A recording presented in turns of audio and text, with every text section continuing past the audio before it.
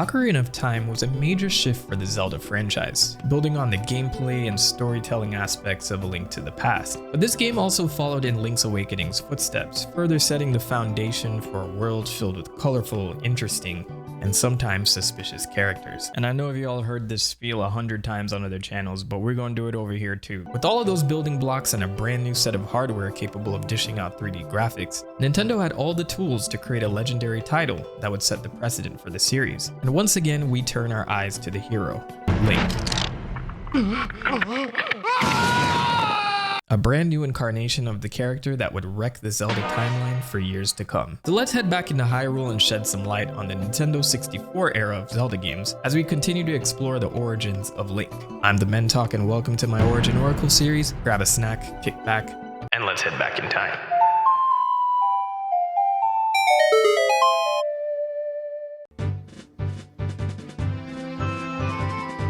So this version of Link would eventually be known as the Hero of Time. And according to the current Zelda timeline, this would be the earliest game in the series chronologically at the time of the release of this game. So we'll go through the plot of this one as it'll make it easier to explain its influence on future titles as well. We start off in Kokiri Forest in eastern Hyrule, home of the guardian spirit, the Great Deku Tree, the Kokiri tribe, and our hero for this story, a young boy named Link. Every member of the Kokiri tribe has a fairy, but the narration at the beginning make sure to let us know that Link ain't got no fairies. Sensational. But the guardian of the forest, the Great Deku Tree, one day sends a fairy named Navi to summon Link.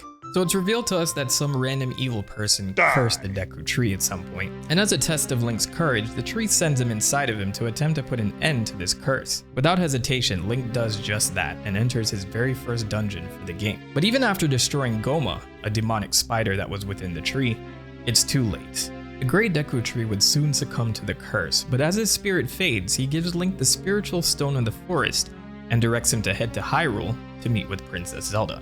So, with the Great Deku Tree dead and the Kokiri people upset with Link for letting that happen for some reason, the time has come for Link to finally leave Kokiri Forest. With a tough goodbye to his longtime friend Saria, she gives Link an ocarina, and he heads out on his journey.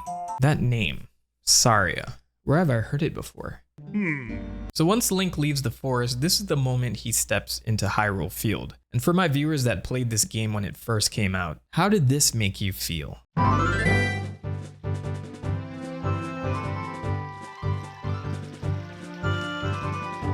Well, I hated it because it always got dark before I got to Hyrule, and then the skeletons came out and started attacking me, and then the drawbridge into the castle town was always up, so I didn't know how to escape, and yeah.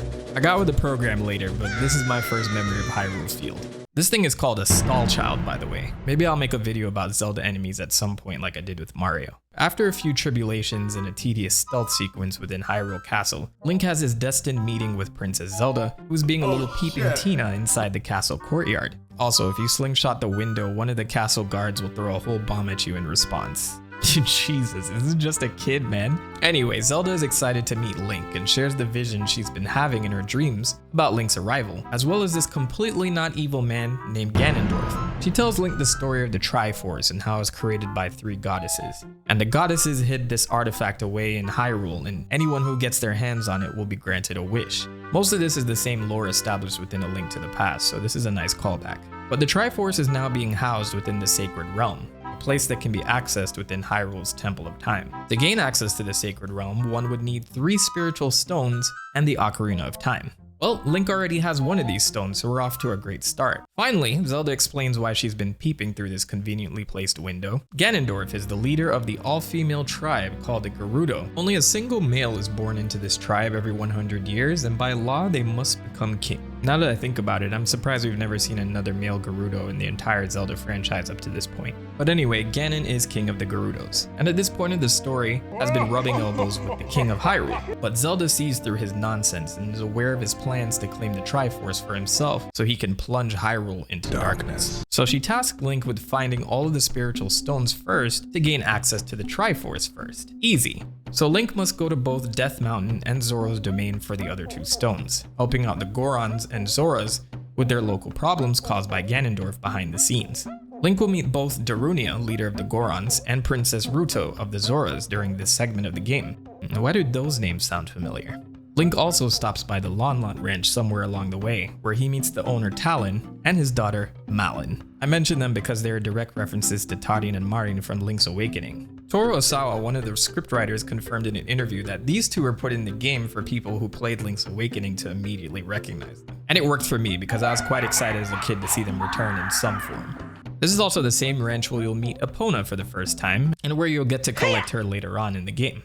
Alright, so Link returns to Hyrule Castle to report to Princess Zelda, but his efforts are for naught. Ganon has already begun his attack, gunning for the Ocarina of Time. Unfortunately, Zelda must escape with her attendant Impa, tossing the Ocarina of Time into a nearby moat for Link to retrieve. Ganondorf, on the other hand, is in hot pursuit, but takes a minute to quickly baby shake Link before going about his way. But Link must finish his mission, so he hurries to the Temple of Time and presents the spiritual stones while playing the Song of Time on his newly acquired Ocarina of Time to open the sealed Door of Time. Alright, I get it! So locked away behind this door is the Master Sword, which Link draws from its pedestal, but instead of gaining access to the Triforce, the sword seals him away in the Sacred Realm for 7 years until he's worthy of wielding it, allowing Ganondorf to access the Sacred Realm and the Triforce along with it.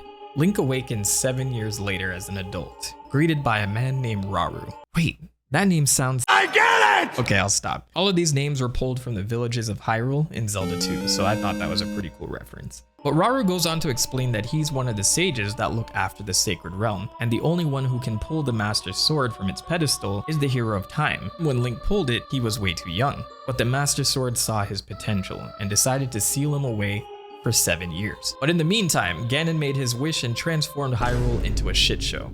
So Link must journey forth and find all the other sages so that they can fight back against Ganon. When the player emerges from the Temple of Time to see Hyrule is a complete wasteland filled with these things. Ugh. You know, I've never questioned why Link couldn't just access the Triforce as a child. Wouldn't that have saved the world before Ganon had any chance to do something? Did the Master Sword mess things up? I'm pretty sure he has to grab the sword to access the Sacred Realm. But if he opened the way to the realm, is it just open for anyone to step through when someone pulls the Master Sword from the pedestal? If that's the case, why not have a guard posted here to follow Link to the Triforce just in case anything happens? While there may or may not be answers to these questions, I'm not going to think too hard about this. But before we see how this tale ends, I gotta talk about Nintendo's efforts in creating this game. As I mentioned last video, the Zelda series oftentimes is a medium for Nintendo to push its latest technology. Ocarina of Time was no exception, with this not only being a major title for the Nintendo 64, but originally for a floppy disk drive peripheral called 64DD. こんな楽しいゲームができるのは 64DD ランドネットだけ。新作ソフトも続々 64DD ランドネット。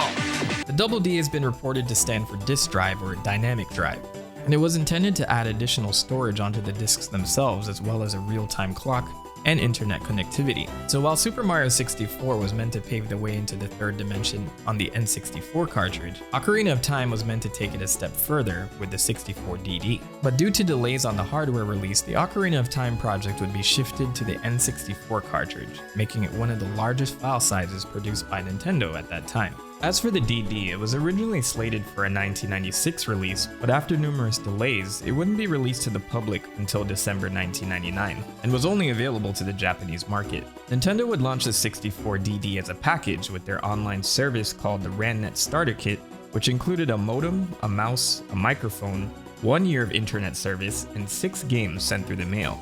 This peripheral failed hard, and the RANnet service was shut down in less than a year, with the introduction of the GameCube and Game Boy Advance being the final nail in the coffin for the DD. There are only 10 games released for the device, and at the time of the discontinuation of the internet service, only 15,000 active subscriptions. There aren't concrete sales numbers on this thing, but it's safe to say it wasn't turning any heads. If things with the 64DD went a little differently, it would have been pretty poetic to see Ocarina of Time developed for it, considering the original Legend of Zelda was also for the disc peripheral made for the original Famicom. And while Shigeru Miyamoto was heavily involved and stepped up as producer of Ocarina of Time, his attention was more focused on directing Super Mario 64. In comparison, Ocarina of Time had a whopping 5 directors. Toru Osawa, known for his work on Kid Icarus and the Famicom Detective Club games, Yoichi Yamada, who was assistant director for A Link to the Past and Star Fox, Eiji Aonuma, who was mainly a graphics designer before Ocarina of Time and is now currently the head producer of the Zelda franchise, Yoshiaki Koizumi, who contributed the story beats of A Link to the Past and Link's Awakening, and finally Toshio Iwawaki. one of the major programmers for both the Mario and Zelda series. These directors were put in charge of different aspects of the game like sound, camera, scenario, and planning. Aside from their work on Super Mario 64, the venture into 3D gaming was brand new to this team. So as you can imagine, there were a lot of ideas swirling around for this title. There was an Iwata Asks segment centered around the release of the Ocarina of Time remaster for the 3DS, where these developers gathered together to talk about their experiences making the original game. It's packed with really insightful information on not just Zelda, but game development as a whole, so I encourage you all to read it yourselves. But Miyamoto wanted to implement within Ocarina of Time the theme of chanbara, a term used to describe the samurai sword fighting genre of Japanese cinema. Osawa mentions that he started the script with chanbara in mind from the very beginning, and this would serve as one of the very early themes they used to piece the concept of the game together. Yoshiaki Koizumi mentions that even before they developed Super Mario 64, he was experimenting with recreating Zelda 2, The Adventure of Link, with a thin polygon Link that was seen from the side angle while fighting with his sword. But he mentions he couldn't really bring that Zelda 2 recreation to life at that time, but his desire to make a working 3D Link would carry over to the Ocarina of Time team. Koizumi would go on to develop the model for Link for the game, but during development, he mentions he was approached by Miyamoto with the idea of making the game a first-person title. Miyamoto made the suggestion to have the player explore the world as Link in first person, and then when engaged in combat, the camera would shift to a side view to show Link's model during combat. This was mainly suggested to avoid dealing with the Nintendo 64's hardware limitations, as it would be a challenge to program a full character model running around in such a detailed world. In response, Koizumi said, quote, "Nah, I'm gonna do my own thing." While it wasn't very nice of me toward Miyamoto-san, I didn't try a first-person scene even once. I was making the model for Link, so I couldn't stand to see my Link not appear. So the whole chanbara theme would be implemented into the new combat system, with battles feeling more cinematic than ever before. An important part of getting this right was the Z targeting system, which became a crucial part of Zelda combat mechanics since then. The player would press the Z button on the N64 controller to have Link focus on the enemy, allowing him to use the joystick to direct his dodges and attacks. Initially, there would be a generic marker introduced to show that the player was Z targeting, but Koizumi would upgrade this marker into a fairy to add a little bit more personality. They'd named this fairy target marker the Fairy Navigation System, or Navi for short.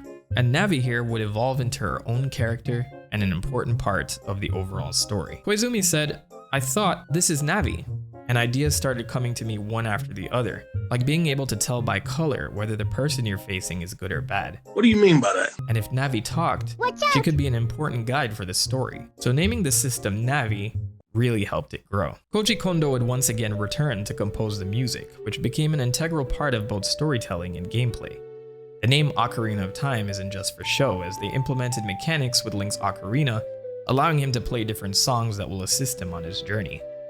Ocarina of Time would become one of the most anticipated games of that decade, and though Nintendo had a hit with Super Mario 64, PlayStation was serving as a major competitor at this moment, so they needed another hit title to cement the Nintendo 64's place in the gaming market. So, holiday 1998 comes around, and I'm sure you all know the rest. This game is still revered as one of the greatest games of all time, and during its release year, it was praised with almost perfect scores across the board.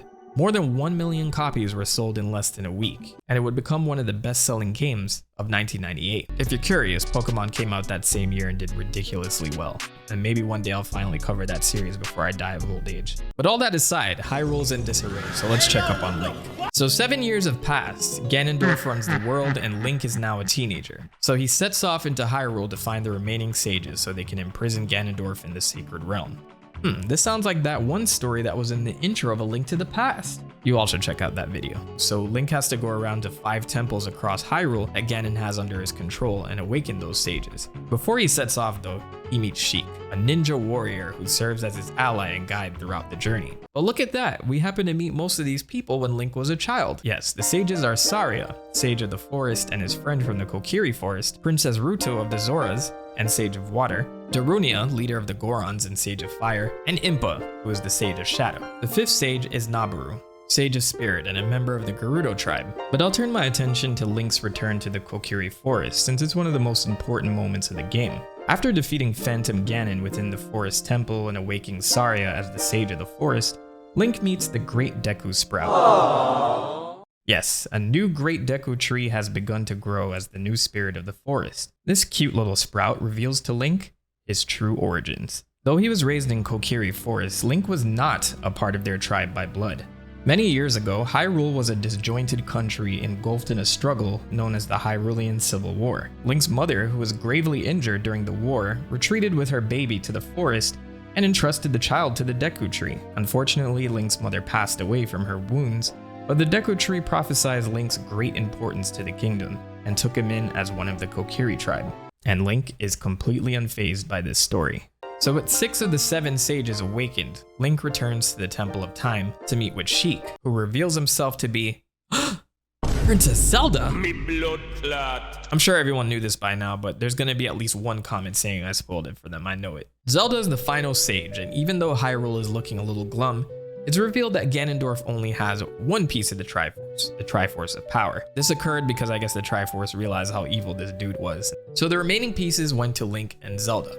And with that in mind, Ganondorf scoops up Zelda. Oh no! Which makes me think she should have just stayed as Sheik. Enough is enough. Time for Link and the sages to fight back. So Link heads to Ganondorf's fortress to end his tyranny once and for all. And while he manages to beat him initially and rescue Zelda, Ganondorf isn't finished, using the Triforce of Power to mutate into a giant beast named Ganon. And it's more or less confirmed that this is the same Ganon that's imprisoned in A Link to the Past. Kinda. Okay, so Link defeats Ganon and the sages manage to imprison him once and for all, sealing him within the Dark Realm while he yells about getting revenge on everyone and their descendants. I guess we won't worry about that, right? And with everyone victorious, Zelda grants Link his childhood back, using the Ocarina of Time to send him back in time to live his life in peace. He and Navi part ways.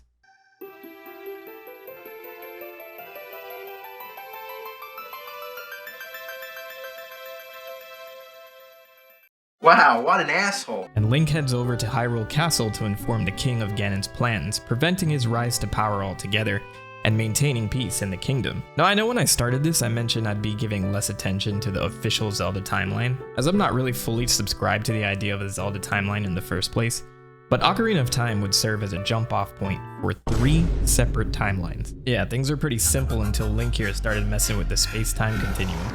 So all the games we've covered up to this point that were released before Ocarina of Time are in what's known as the Fallen Hero timeline. This particular timeline entertains the idea that Link was defeated by Ganon during the events of Ocarina of Time, which led to the 7 sages imprisoning Ganon anyway.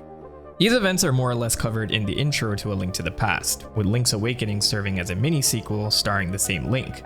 After a long period of time, Hyrule falls into turmoil again with Ganon taking over Hyrule, and that leads to the events of the original Legend of Zelda and Zelda 2, starring yet another Link. And I know some of you are typing in the comments furiously like, oh, what happened to Oracle of Seasons and Ages? I'm omitting all the games we haven't covered yet, so there's a method to my madness. But long story short, at this point in the Zelda series, there are 3 different Links. Now, the other 2 timelines created from the events of Ocarina of Time are known as the Child Timeline and the Adult Timeline. The Adult Timeline has a bit of a confusing name, but it's essentially the events that occur after Ganon was defeated at the end of Ocarina of Time. So even though Link was sent back to his childhood, time still went on for Zelda and the others, who presumably had to clean up the mess Ganon left in his wake.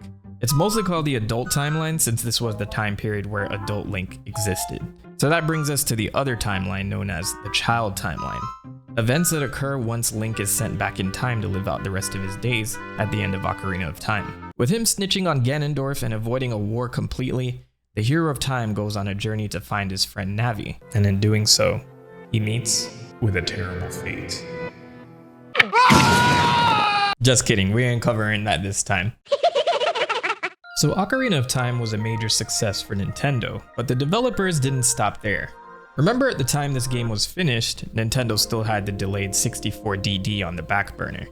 They continued to work on a Zelda game that would be compatible with the DD, codenamed Ura Zelda, also known as Another Zelda. Miyamoto is pretty upfront with IGN during an interview in 1998 when asked about this project. Ocarina of Time has been designed with the disk drive system in mind. More specifically, if you connect Zelda with the disk drive, an icon will appear on screen announcing Ura Zelda. There were several ideas that I could not incorporate because of the time shortage and other reasons.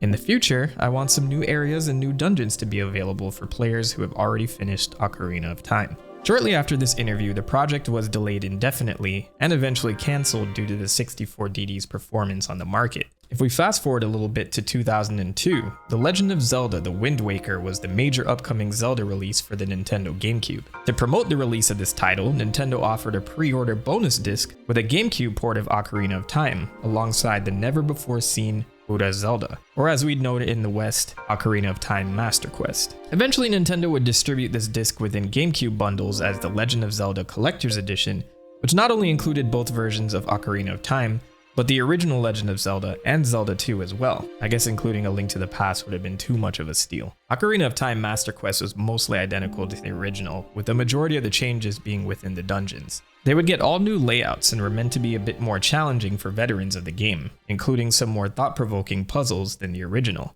So if you ever wanted to change things up a little bit, try this version of the game out sometime and see what you think. But I also have to give props to the gorgeous 3DS remake of the game, The Legend of Zelda: Ocarina of Time 3D. Released in 2011, Ocarina of Time 3D was co-developed by Japanese developer Grezzo, who's known for titles like Miitopia, The Legend of Zelda Triforce Heroes, and the 3DS remaster of Luigi's Mansion. You've seen clips from this version of the game throughout the video, and I highly recommend this title if you happen to have a 3DS. It looks exactly how my child self thought the original game looked when I played it back in 1998. Not only are the visuals stunning, but the developers even left the original bugs in the game intentionally so that it remained faithful to the N64 version. Of course, it utilizes the 3DS hardware to its advantage, using the built-in touchscreen for inventory management and the gyroscopic tech for aiming and looking around with the camera. It even bundled in the Master Quest versions of the dungeons too. Everything is flipped horizontally, but also the position of enemies, items, and puzzles are different from the original world. They did go back and make the water temple a little less confusing though. I know at least one of you watching had a terrible time with the original water temple. So in Ocarina of Time 3D, they changed the colors of some of the doors and walls, making it easier for the player to differentiate textures and have a more pleasant time navigating. You also don't have to pause the game like 100 times to switch between the iron boots and Kokiri boots. Now you just look down at your touchscreen and give one of the menu buttons a quick tap. BAM! There it is. Now I know we won't be seeing this version of the game ported for a long time, but fingers crossed, as I think this remaster stands the test of time. There was a short prequel comic published as a special edition in the German Club Nintendo magazine. The first two parts introduce Link's parents and shed some light on their struggles during the Hyrulean Civil War. And in this comic, Link's father is introduced as a royal soldier who warns Link's mother of the impending war that looms over Hyrule. He says the dispute was caused between two factions, one side who wants to involve Hyrule in the war between the Gorons and the Zora, and the other who wish to remain neutral. So instead of those two options, they decide to declare war on themselves. Stupid. You stupid. Link's father wishes to keep Link far away from death and misery, and they would all flee together with Link if shit hits the fan. Unfortunately that night, war breaks out, and more unfortunately, Link's papa is head of the guards that night. Damn. And as this violent faction storms the castle to dethrone the king, Link's father dies from a mortal wound while protecting his leader. Link's mother sticks to the plan and flees to the Kokiri Forest, known for swallowing up outsiders within its depths. But still, she manages to gain an audience with the Great Deku Tree, who's convinced that Link is the chosen one. He agrees to raise Link as one of the Kokiri and grants Link's mother access to the village, but in an interesting twist, anyone that's not a Kokiri is unable to survive within the village, Link being a special exception. And despite knowing the risks, she enters the village anyway to drop off Link, and is changed into a tree, destined to become a part of this immortal Kokiri forest. Now, as far as I know, this isn't a thing in the actual game, as the Great Deku Tree mentions there's a barrier around the forest to keep outsiders away. But nobody mentioned anything about people turning into trees. The events of the comic has me thinking that this Great Deku Sprout lied to Link about his mother dying from her wounds when their magic turned her into a tree instead. Tell us, Kokiris, which one of these houses is Link's mom? The other two parts of the comic are a little less involved, with part 3 showing a moment where Child Link meets his older self, who explains the importance of time travel. This panel seems like a huge paradox to me, and I'm surprised the universe didn't implode on itself here. Part 4 is mostly the beginning of events of the game in comic book form, covering Link's adventure from his first meeting with Navi to his fated meeting with Princess Zelda at Hyrule Castle. I mainly wanted to cover these as I found the prequel events pretty interesting and haven't heard others talk about them much. Even if they're not official, there's no reason for these events not to be true in my opinion. And for some reason, I always imagined Link's father as one of the knights in the war, only to find out it wasn't mentioned at all in the actual game. So I'll chalk that up to the Mandela effect. In the year 2000, there was also a Legend of Zelda Ocarina of Time manga created by author Akira Himekawa. Alright, so here's the thing. I'd really love to cover the manga for like each of the Zelda games, but it's gonna be hard for me to get my hands on a lot of these books in time for each video, but I can't seem to track down a lot of these volumes in digital form. I would have to order the paperbacks and have them come in and actually read through them, and then write a script based around that. So I'd like to know if you guys are interested in me covering all the Zelda manga as a whole, because that would require a little bit more preparation, but let me know in the comments below. With that said, I think I've exhausted Ocarina of Time content, and while this game is covered ad nauseum on YouTube already, I can't deny that this game is that important to not only the Zelda franchise as a whole, but to gaming history. But if you're interested in more videos like these for characters like Mario, Sonic, and DK, be sure to browse the channel and consider binge watching me this weekend. Next up in this series, we'll dive into the unsettling follow-up for this game, Majora's Mask. I'll see you all next time. Be safe. Prophet. Spoken.